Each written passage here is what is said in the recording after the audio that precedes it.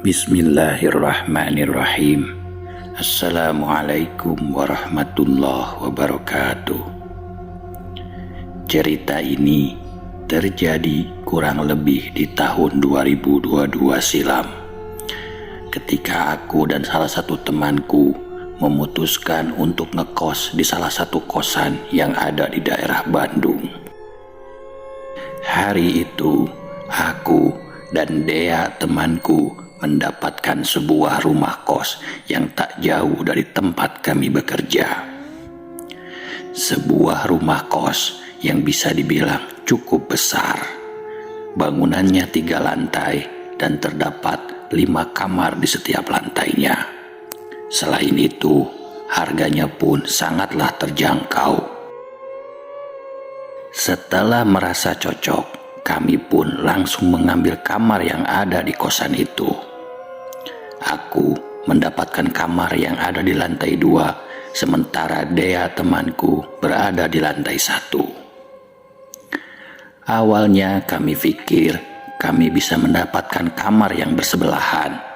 Namun karena yang tersisa hanya itu, jadi apa boleh buat. Kami pun diantar oleh Mang Darman. Mang Darman adalah penjaga kosan ini. Di kosan ini sudah disediakan lemari dan kasur. Karenanya aku tidak membawa barang yang terlalu banyak. Aku hanya membawa pakaian saja dan beberapa barang pribadi lainnya. Setelah mengantar ke lantai 1 menuju kamar Dea, aku pun diantar oleh Mang Darman menuju ke lantai 2. Sesampainya di lantai 2, ternyata kamarku berada di paling pojok yang ada di lantai itu. Tanpa berlama-lama, Mang Darman pun langsung membukakan kamarnya. Ketika kulihat, kamarnya tidak terlalu kecil. Ada lemari dan toilet di dalam. Setelah semua barangku masuk ke dalam kamar, Mang Darman pun pamit untuk segera pulang karena kebetulan langit sudah mulai gelap dan rumah Mang Darman tidak jauh dari kosan ini. "Oh, makasih ya Mang. Nanti kalau ada apa-apa paling saya telepon aja ya. Ini uang buat Mang Darman. Makasih juga udah bantuin bawa barangnya," ucapku. Tak lama dari itu, Mang Darman pun pergi meninggalkanku. Lantas, ku ambil sapu yang ada di luar kamarku. Setelah itu, langsung mulai merapikan dan menata kamar. Singkat cerita, kamarku pun kini sudah terlihat rapi. Kulihat dari luar kamarku, langit memang sudah gelap. Ternyata waktu sudah menunjukkan pukul 8 malam.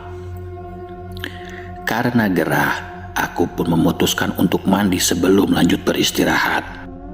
Namun, sebelum mandi, aku berniat untuk mengembalikan sapu yang tadi ku ambil dari luar. Ketika aku baru saja keluar kamar, kulihat samar-samar dari arah ujung lantai 2 ini, tepatnya di dekat tangga, ada seorang kakek-kakek. Ya, seorang kakek-kakek memakai baju serba hitam sedang berdiri seperti sedang mencari sesuatu. Ada satu momen ketika kakek itu melihat ke arahku. Lantas aku pun hanya tersenyum sambil menyimpan sapu di samping luar kamarku. Dan tak lama dari itu, ketika kulihat kembali, kakek itu sudah tidak ada. "Wah, cepet banget hilangnya," ucapku dalam hati. Seakan tak ambil pusing, aku pun segera masuk kembali menuju kamar dan segera pergi untuk mandi. Setelah selesai mandi, Dea temanku sempat mampir ke kamarku. Dia bilang dia merasa tidak betah berada di sini. Alasannya, dia beberapa kali mendengar suara orang menangis ketika sedang merapikan kamar. Ya elah dek, positif thinking aja kali. Siapa tahu itu suara dari kamar sebelah. Lo aja kali baru putus jadi baperan gitu. Hahaha. Udah deh, jangan aneh-aneh. Begitu timpalku. Waktu pun berlalu, rasa kantuk pun mulai kurasakan. Setelah cukup lama bercerita, Dea pun pamit untuk kembali menuju kamarnya. Dah dek, sampai ketemu besok ya. Lantas aku mengunci kamarku dan segera aku rebahkan badanku di atas tempat tidur. Tak lama dari itu, aku pun terlelap. Ketika sedang nyenyak tidur, entah jam berapa, aku pun terbangun ketika aku mendengar suara seseorang yang sedang batuk dari arah luar kamarku. Awalnya aku berusaha untuk menghiraukannya, namun lama-kelamaan suara itu malah membuatku kesal karena semakin lama semakin kencang dan terdengar jelas. Aku pun terbangun dan langsung beranjak membuka pintu. Namun ketika aku baru saja membuka pintu, suara itu pun hilang. Aku sempat terdiam dan menunggu, namun suara itu benar-benar hilang. Sedikit kesal, aku pun langsung membanting pintu kamarku dan langsung merebahkan kembali badanku di atas tempat tidur. Sampai tak lama dari itu, ku dengar seperti ada suara yang mengetuk pintu kamarku. Siapa ya? Namun tiada jawaban. Ku coba hiraukan dan coba lanjut untuk tidur.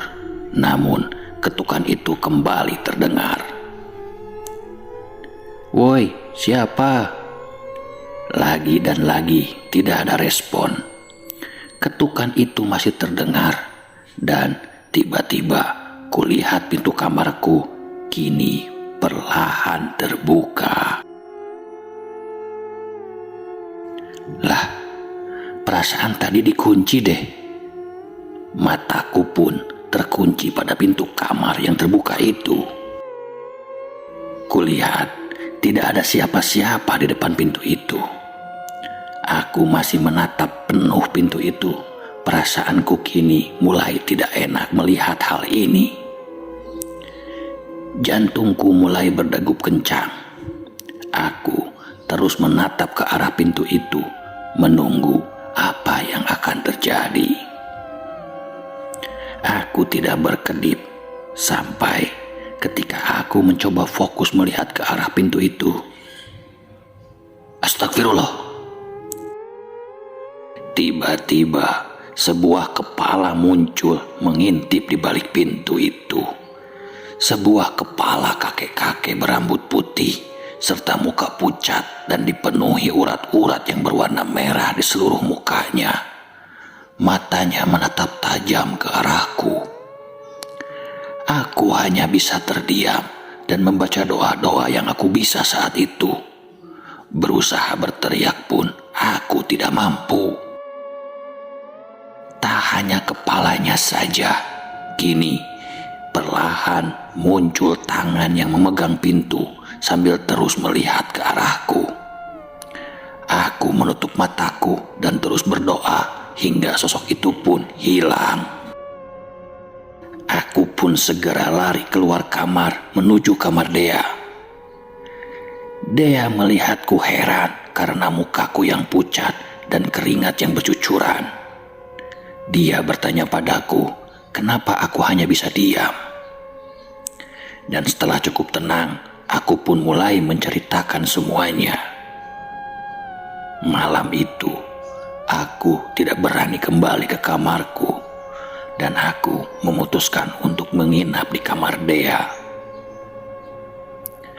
Di keesokan harinya, kami pun mencoba mencari Mang Darman untuk menceritakan apa yang aku alami tadi malam. Dan setelah aku ceritakan, Mang Darman pun hanya tersenyum dan berkata, tidak apa-apa. Mendengar itu, kami berdua hanya saling menatap heran, dan aku pun jadi teringat dengan sosok kakek-kakek yang kulihat di dekat tangga. Mang Darman sepertinya menyimpan sesuatu dari kami. Awalnya, dia tidak mau menceritakan apa-apa, namun tak lama Mang Darman pun akhirnya menceritakan semuanya. Sosok itu katanya memang penunggu di kosan ini, dan sudah banyak yang melihat wujudnya. Apalagi orang yang baru tinggal di sini pasti akan bertemu dengannya. Dan mungkin malam itu adalah pertemuan pertamanya denganku.